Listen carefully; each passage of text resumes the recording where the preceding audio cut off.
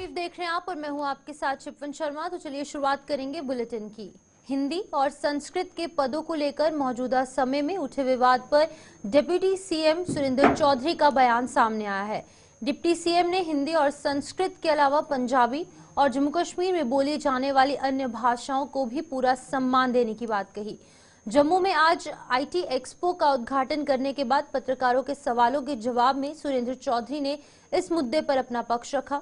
उन्होंने कहा कि इन भाषाओं के विशेषज्ञों को भी रोजगार मिलने का पूरा हक है और ये हक उन्हें इसीलिए नहीं मिल पा रहा है क्योंकि जम्मू कश्मीर अभी भी केंद्र शासित प्रदेश ही है। वहीं पर दूसरी तरफ डिप्टी सीएम ने गृह मंत्री अमित शाह के बयान और भारतीय जनता पार्टी द्वारा राहुल गांधी पर लगाए गए आरोपों पर भी अपना पक्ष रखा है। सुनिए क्या कुछ कह रहे हैं।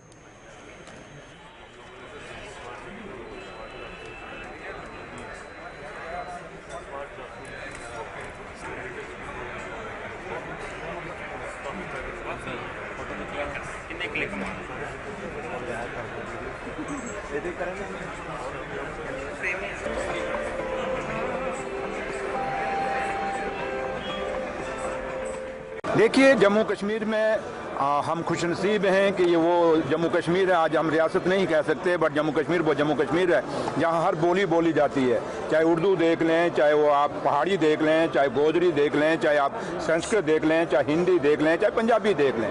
और जब हम बात करते हैं तो हम पर्टिकुलर एक दो भाषा को लेके बैठ जाते हैं, बट आप पंजाबी पे भी बात करिए।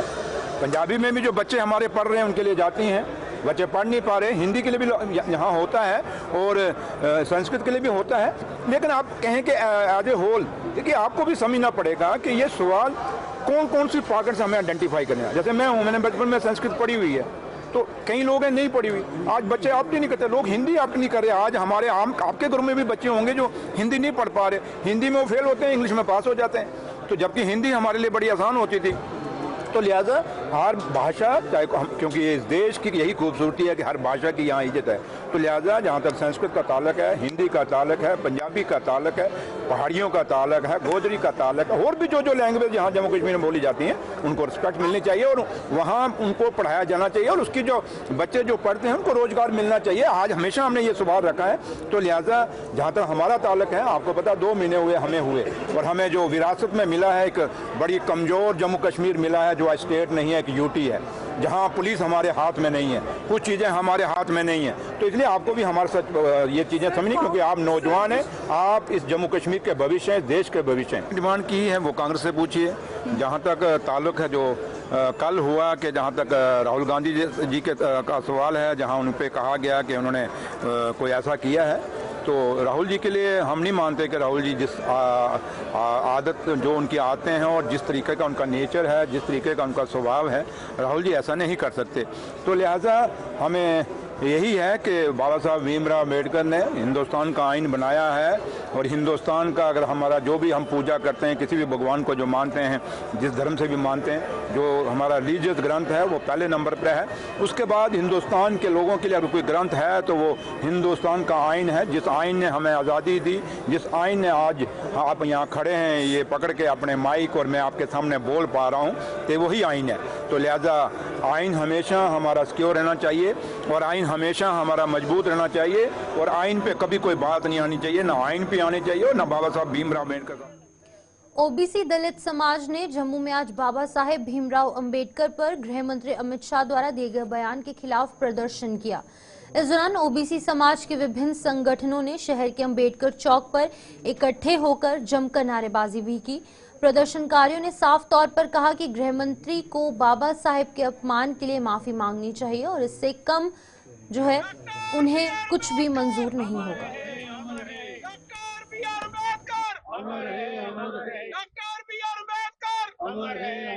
बाबा तेरी सोच ने खुद लाइव देखा है, इसलिए इधर उधर की ना बात कर, सीधा पार्लियामेंट हाउस के अंदर माफी मांग और इस्तीफा दे, नहीं तो ये संघर्ष जारी रहेगा। हमें आपकी बात जो है वो मानते हैं कि आप क्या पूछना चाहते हैं। हमने कुछ लेना देना नहीं है कांग्रेस से। कांग्रेस से गलती करती है तो बीजेपी जाए, उनका खचाई करे जाके।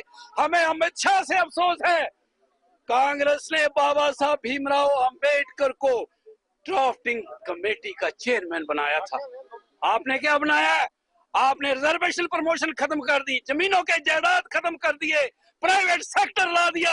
आपने सारे अधिकार जो कांग्रेस ने ड्राफ्टिंग कमेटी का चेयरमैन बना के बाबा साहब ने लिखे थे वो सारे खत्म कर दिए जी। लिहाजा हम किसी पार्टी के सपोर्टर नहीं, हम अमित शाह के विरोधी हैं, भारतीय जनता पार्टी के विरोध में उतरे हैं कि आप राजपाट कर रहे हो, आपने ठीक ठाक करना है। आप संविधान को बचाइए, संविधान को पूरा का पूरा लागू कीजिए और अमित शाह से बाबा साहब पर जो टिप्पणी हुई है उससे माफी भी मंगवाइए और रिजाइन भी। रामगढ़ में भी आज पूर्व मंत्री यशपाल कुंडल की अध्यक्षता में गृह मंत्री अमित शाह के खिलाफ कांग्रेस पार्टी ने जोरदार प्रदर्शन किया। कांग्रेस ने आरोप लगाया कि देश की संसद में गृह मंत्री द्वारा संविधान निर्माता बाबा साहेब अंबेडकर का अपमान किया गया है, जिसे कि बर्दाश्त नहीं किया जाएगा। कुंडल सहित कांग्रेस के अन्य नेताओं ने गृह मंत्री अमित शाह से देश से माफी मांगने और अपने पद से इस्तीफा देने की मांग की है। बीजेपी सरकार, बीजेपी सरकार, बीजेपी सरकार, बीजेपी सरकार। जब आज देखने में ये आ रहा है कि जो अरबपति हैं, जो पूंजीपति हैं, अडानी जैसे लोगों का आपने अरबों खरबों का लोन माफ कर दिया है कि अमित शाह जी आप इस्तीफा दो। और राहुल गांधी के ऊपर जो FIR लगाई है वो वापस होनी चाहिए। ये FIR लगाने से डरने वाले लोग नहीं है, लेकिन आप लोगों की टेंशन डाइवर्ट कर रहे हो। अगर आप चर्चा पार्लियामेंट में हो वो बेरोजगारी के ऊपर होनी चाहिए, पार्लियामेंट में चर्चा हो वो महंगाई के ऊपर होनी चाहिए, पार्लियामेंट में चर्चा हो तो वो जो एजुकेशन के ऊपर होनी चाहिए, हेल्थ के ऊपर होनी चाहिए। लेकिन आप लोगों की टेंशन डाइवर्ट करने के लिए छोटे छोटे बहाने बनाकर पार्लियामेंट नहीं चलना दे रहे हैं। अब लोग समझ चुके हैं। और मैं ये कहना चाहता हूँ कि अमित जी, आपने उनको कहा कि बीजेपी अपोजिशन वालों ये रटा करना बंद कर दो। क्या जहां से कहना चाहते हो कि जल्दी से जल्दी आप अपनी कुर्सी से इस्तीफा दो ताकि हिंदुस्तान और आगे बढ़ सके। उन्होंने हमारा संविधान लिखा और संविधान की बदौलती आज सभी हिंदू मुस्लिम सिख ईसाई पूरी दुनिया में एक सेकुलरिज्म अगर बना है तो संविधान की बदौलत बना है। तो आज हम चाहते हैं कि अमित शाह तुरंत इस्तीफा दे। अगर अमित शाह इस्तीफा नहीं देता तो मोदी जी को चाहिए कि उनको बर्खास्त करे। और दूसरी बात जो मैं कहना चाहता हूँ कि कल जो राहुल गांधी पर FIR दर्ज की, राहुल गांधी पर नहीं, FIR बीजेपी के लोगों पर आनी चाहिए। उन्होंने जो शेड्यूल कास्ट ऑफ बरादरी के हमारे प्रेसिडेंट है कांग्रेस के, उनको धक्का दिया, तो FIR पर तो उन पर होनी चाहिए जिन्होंने 80 साल के बुजुर्ग को धक्का दिया। राहुल गांधी पर FIR किया। राहुल गांधी एक ऐसा इंसान है जिस पर आपने कितने कितने इल्जाम लगाए, पप्पू का, ये का, बड़े इल्जाम लगाए, लेकिन वो इंसान ने एक शब्द नहीं आपके खिलाफ बोला। ऐसा इंसान आपको नहीं मिल सकता। वो धक्के देने वाला आदमी नहीं है, वो धक्का देने वालों को उठाने वाला आदमी है। जिसको धक्का दिया जाता है उसको उठाने वाला आदमी है। तो तुरंत FIR वापस कर ली जाए और खड़गे साहब को जो धक्का दिया उनके ऊपर FIR। आरक्षित वर्ग की जॉइंट एक्शन कमेटी भी केंद्रीय गृह मंत्री के बयान से आग बबूला हो उठी है। इस वर्ग के कई संगठनों ने आज जम्मू में एक संयुक्त प्रेस कॉन्फ्रेंस कर गृह मंत्री अमित शाह से इस बयान के लिए माफी मांगने की मांग की है। प्रेस कॉन्फ्रेंस को संबोधित करते हुए श्यामलाल बस्सन ने आरोप लगाया है कि भारतीय जनता पार्टी के सभी नेता गृह मंत्री अमित शाह का बचाव कर रहे हैं, जिसे कि सहन नहीं किया जाएगा।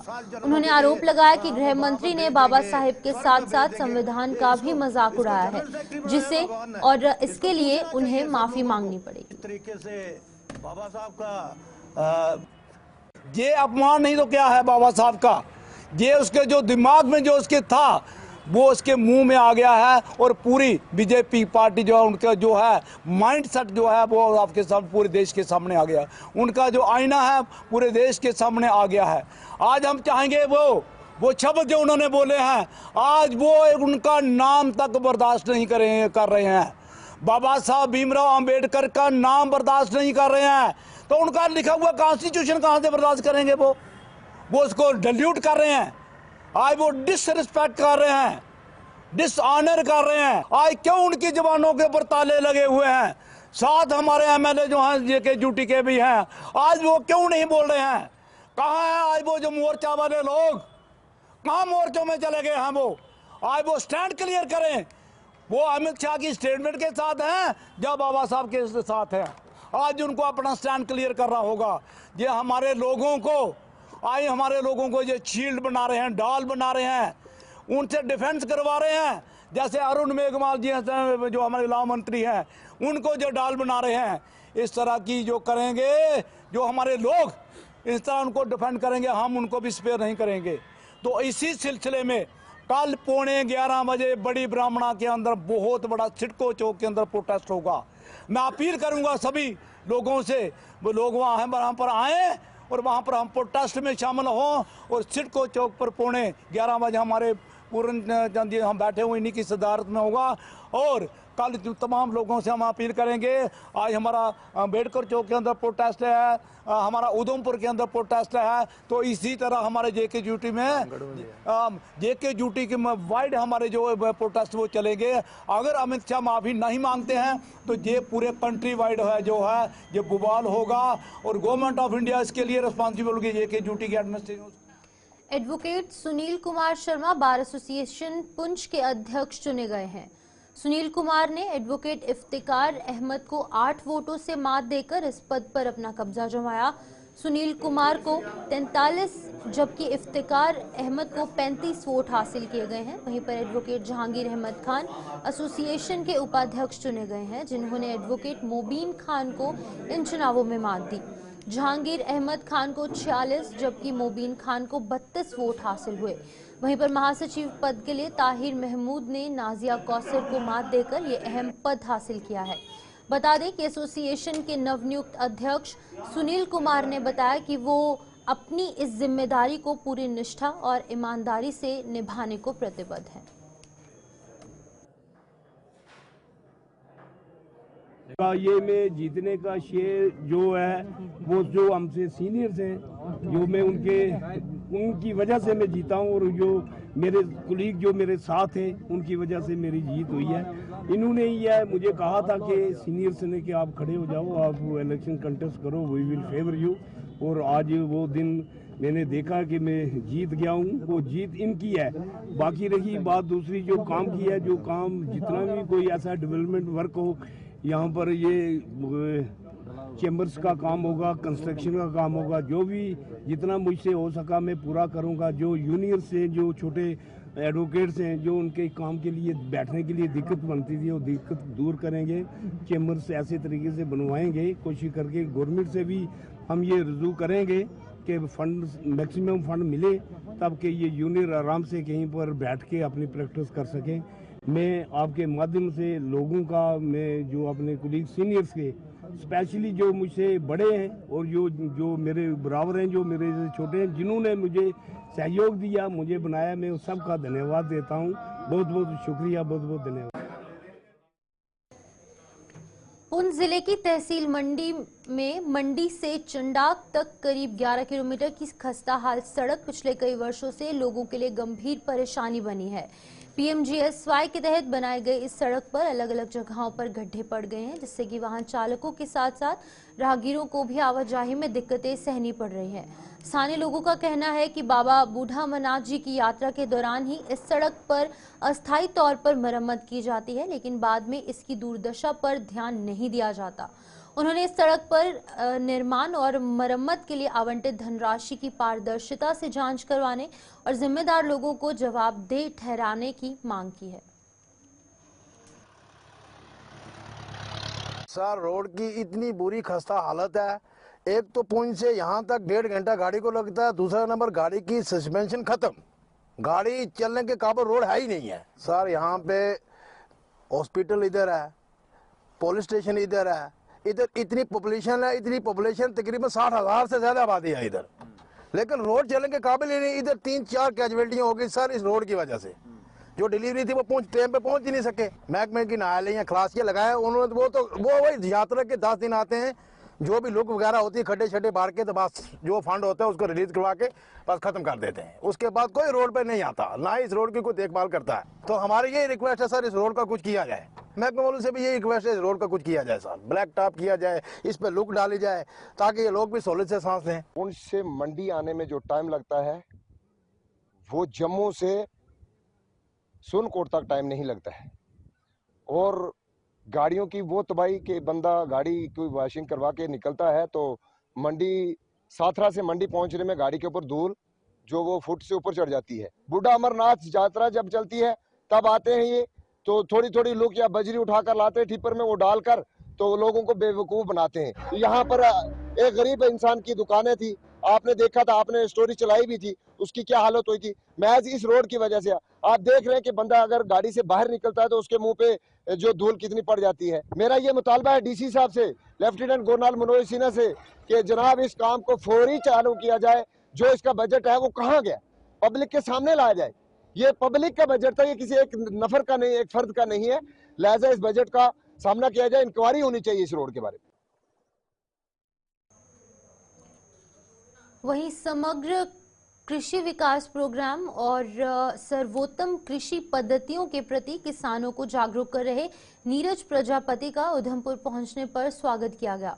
Neeraj Prajapati bicycle man of India के नाम से जाने जाते हैं, जो कि साइकिल पर जम्मू संभाग के जिलों में किसानों में जागरूकता फैला रहे हैं।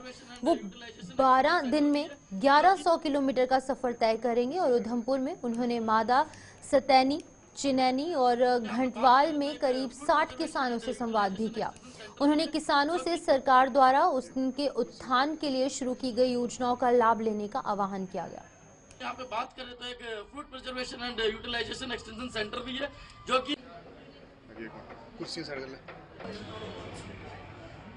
जो कि हमारे जो जम्मू के 10 डिस्ट्रिक्ट में हम इस यात्रा को करेंगे। इस यात्रा का मुख्य नाम है मिशन हॉर्टिकल्चर जम्मू रीजन। इसमें हम हमारी जो HADP की तीनों स्कीम है, चाहे आपकी P9 हो, P15 हो, P21। P9 आपकी जो मैकेनाइजेशन की है, जिसमें आप कोई भी टूल इंप्लीमेंट्स ले सकते हैं, जिसमें P15 है जो कि रेनफेड एरिया में वाटर सप्लाई को श्योर करने के लिए और स्टोरेज के लिए, जिसमें P21 है जो आपकी रिजोनेशन और जो भी मदर ब्लॉक है, अल्ट्रा हाई डेंसिटी है, या फिर नर्सरी बैंक या आपकी रूट स्टॉक बैंक है, उसके लिए तीनों स्कीम है। तो हम आपके माध्यम से इन तीनों जो स्कीम है जनता को जागरूक करना चाहते हैं कि इन स्कीम का अधिक से अधिक फायदा लें। इसमें हमें 50 से लेकर 90% तक सब्सिडी है, डिपेंड करता है आप किस स्कीम में अप्लाई करते हैं। और इसका प्रोसेस बहुत इजी है, खाली आपको HADP की पोर्टल पे जाना है, या फिर आपको हॉर्टिकल्चर डिपार्टमेंट के, अगर आप बागवानी किसान है तो आप हॉर्टिकल्चर डिपार्टमेंट में आइए, अपने डॉक्यूमेंट लेके आइए और अप्लाई करके खुद भी अप्लाई कर सकते हैं, डिपार्टमेंट की मदद से इसको अप्लाई करते हैं और फिर गवर्नमेंट की तरफ से अप्रूव होकर आपको इसको सब्सिडी मिलेगी। ये 1100 किलोमीटर की यात्रा है, जो कि 11 तारीख को सुबह 9:30 बजे श्री राहुल यादव जी जो IAS अधिकारी उनके द्वारा फ्लैग ऑफ किया गया, मिशन डायरेक्टर HADP। और इसके बाद ये जम्मू से होती हुई सांबा, कठुआ होती हुई उससे बनी भदरवा, कश्तवाड़ होती हुई, फिर डोडा होती हुई, डोडा से फिर अपना गुल रामबन होती हुई, और अभी ये उधमपुर आज पहुंची और आज उधमपुर में हम रहेंगे। आज हम करीबन यहाँ 50 से ज़्यादा किसानों के साथ मिले और आपके सोशल मीडिया के साथ हमें आशा है कि लाखों से ज़्यादा किसानों तक हम पहुँच पाएंगे। और फिर ये कल यहाँ से रियासी, कटरा रियासी होती हुई जम्मू पहुँच जाएगी 23 तारीख को। 23 तारीख को किसान दिवस है, तो हम इस यात्रा का समापन किसान दिवस के उपलक्ष्य में करेंगे।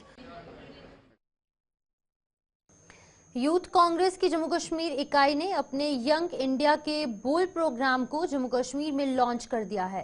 यूथ कांग्रेस के प्रदेश अध्यक्ष आकाश भारत ने जम्मू में आज यंग इंडिया के बोल प्रोग्राम के पोस्टर का विमोचन करते हुए इसके बारे में जानकारी दी। क्या कुछ मकसद है यंग इंडिया के बोल प्रोग्राम का, आइए आपको बताते हैं। हम यंग इंडिया के बोल जो है उसको लॉन्च करने के लिए यहाँ इकट्ठा हुए हैं। जैसा कि आप सब साथी जानते हैं कि भारत एक इस समय ऐसे चौराहे पर खड़ा है जहां युवा ही हैं जो बदलाव ला सकते हैं, और युवा जो बदलाव ला सकते हैं उसके लिए हम एक उनको माध्यम दे रहे हैं कि वो अपनी आवाज़ को बुलंद करें। और आवाज़ बुलंद करने के लिए जैसे आज यहाँ हमारे जम्मू कश्मीर या पूरे देश में आप देखते हैं कि बेरोज़गारी जो है बढ़ चढ़ कर है, जिस तरह से नशा बढ़ता जा रहा है, उसके खिलाफ जो है आवाज़ उठाने के लिए हम आह्वान करते हैं युवाओं से कि आप बढ़ चढ़कर जो है इस यंग इंडिया के बोल में हिस्सा बने, ताकि जो है देश में अपनी आवाज़ को बुलंद किया जा सके। उसके लिए हम जम्मू कश्मीर के सब लोगों से आह्वान कर रहे हैं, जितने भी युवा हैं वो यंग इंडिया के बोल में रजिस्टर करें। उसमें उन्हें 2-3 मौके मिलेंगे। सबसे पहले जो है उनको 60 सेकंड की एक वीडियो बनानी है, जिस वीडियो के माध्यम से उनका हम चयन कर पाएंगे। उसके बाद जो है स्टेट लेवल पे जो है उनका कंपटीशन होगा, जिसमें हम फिर से फिल्टर करके जो अच्छे प्रवक्ता होंगे उन्हें एक और मौका देंगे कि वो नेशनल लेवल पे जाके जो है बात कर सके, और बेरोजगारी के खिलाफ जो है जो सच बोलने का जो दम रखते हैं उनके युवाओं के लिए ये प्लेटफॉर्म है। हम अपील करते हैं वो सब लोग उसके बीच में। वहीं गोकुल मिशन के तहत जम्मू के मड़ ब्लॉक में आज से नेशनल मिल्क रिकॉर्डिंग प्रोग्राम की शुरुआत कर दी गई है। पशुपालन विभाग के निदेशक डॉक्टर वहीदा परवीन ने इस प्रोग्राम की शुरुआत करवाई और इसकी खूबियों की जानकारी दी है। उन्होंने बताया कि इसके माध्यम से बेरोजगारों को भी रोजगार दिया जा रहा है। विभाग के live stock development officer doctor Zafar Iqbal सहित अन्य अधिकारी भी इस मौके पर मौजूद रहे।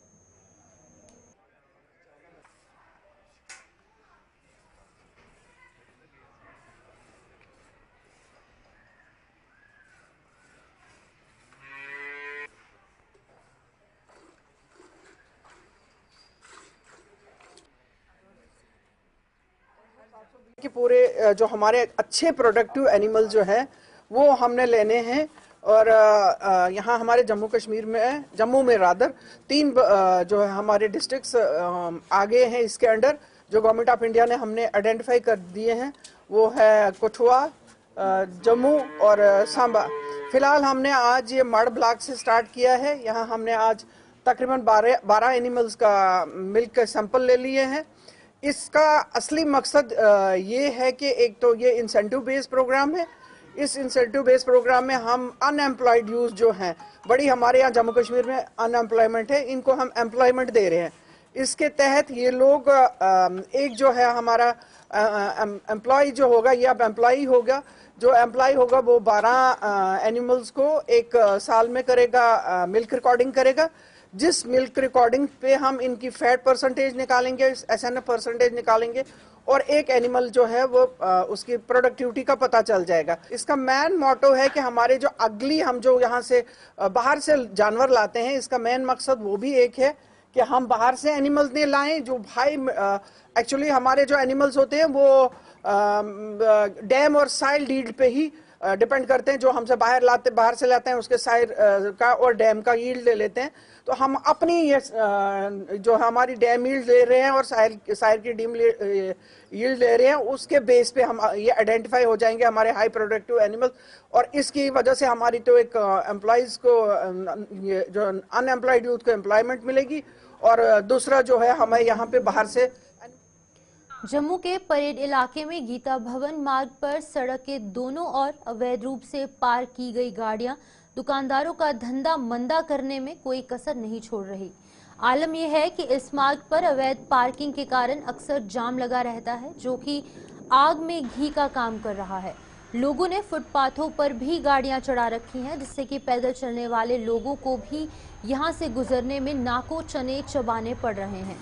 दुकानदारों के मुताबिक वो पिछले कई सालों से इस परेशानी से जूझ रहे हैं और अब जम्मू कश्मीर की नई सरकार को इस ओर ध्यान देकर उन्हें इस मुसीबत से छुटकारा दिलाने की पहल करनी चाहिए, ऐसा जो वहाँ के दुकानदार हैं उनका कहना है। और क्या कुछ कह रहे हैं, क्या कुछ उनकी मांगे हैं, क्या दिक्कतें उन्हें पेश आ रही हैं, आप सुनिए।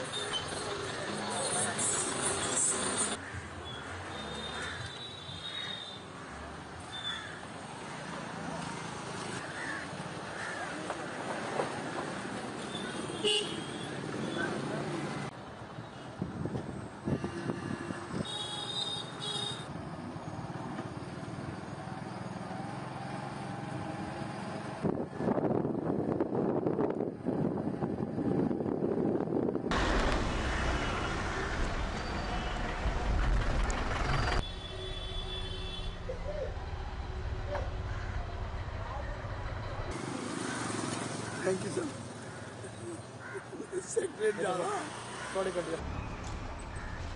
दुकानों के आगे गाड़ी हैं, सड़क के ऊपर गाड़ी हैं, मतलब कि जो नाली हैं, जो फुटपाथ बनाई थी गवर्नमेंट ने, उसके ऊपर भी गाड़ी हैं। मतलब कि फुटपाथ बनाई है लोगों के चलने के लिए नहीं है, गाड़ी लगाने के लिए फुटपाथ बनी है। देखने जाए तो क्योंकि कोई आ रहा है कोई जा रहा है। और प्रॉपर सिटी में स्क्रेड है, स्क्रेड के पास देखो कितना जाम लगा है गाड़ियों का, आगे पीछे कोई है ही नहीं, कुछ सिस्टम ही नहीं है जी देखे जाए तो। अब तो सरकार भी बन गई है, पहले तो चलो गवर्नर राज था, चलो कुछ काम होते थे नहीं होते थे वो भी, अब तो सरकार बन गई है। अब तो सरकार को देखना चाहिए ना, सिटी में घूमना चाहिए सरकार को, बाहर निकलना चाहिए, दफ्तरों से बाहर निकलेंगे तो फिर ही पता चलेगा कि आपका जो मुलाजिम है क्या काम कर रहा है। वो खाली ये काम है कि लोगों को तंग कर दिया, किसी ने फड़ी लगाई है उसको तंग कर दिया, उधर से पर्ची काट ली, ये काट ली, चलो सब कुछ काटते पर रोड पर देखना भी चाहिए ना। रॉन्ग साइड में बढ़ गए हैं क्योंकि गाड़ी चलाने का तो मैं कह रहा हूँ तरीका ही नहीं है। तो बाकी जाम देखिए, आप एक बार शूट मार के देखिए, जो फुटपाथ बनी थी गवर्नमेंट ने बनाई थी, उसके ऊपर भी गाड़ियाँ लगी हैं। हटेगा कहाँ? ट्रैफिक वाले नहीं आते, तो ट्रैफिक वाले तो देख के राजी नहीं ना, खाली ट्रैफिक वाले उनको देखते हैं। जो 2 व्हीलर है, गरीब आदमी है, उसको रोक दिया, 2 कागज। जो 4 टायरी गाड़ी है, जिसे 5-5, 10-10 लाख रुपए की गाड़ी ली है, तो 50 रुपये उसको ना देते हुए ना, मैं कहता हूँ कि क्या होगा कि कोई गरीब आदमी को कोई रोटी खिला दें, वो भी समझदारी है। पर ये क्या कहते हैं, 50 रुपये नहीं देने या सड़क पर गाड़ी लगा दो। हमने सोचा था इलेक्शन होगी, इलेक्शन के बाद कोई बदलाव आऊगा, पर बदलाव कोई नहीं आया। इधर देखो ट्रैफिक, गाड़ियाँ दोनों साइडों पे, रोड के दोनों साइडें गाड़ियाँ बनी लगी हुई है। इतनी पार्किंग गवर्नमेंट ने बनाई हुई है, लोग पता नहीं गाड़ियाँ रख लेते हैं पैसे देने के लिए, पार्किंग में गाड़ी लेके नहीं जाते। मेरे को नहीं लगता अगर लोगों को चलान हो तो लोग कभी भी रास्ते में गाड़ी नहीं लगाएंगे।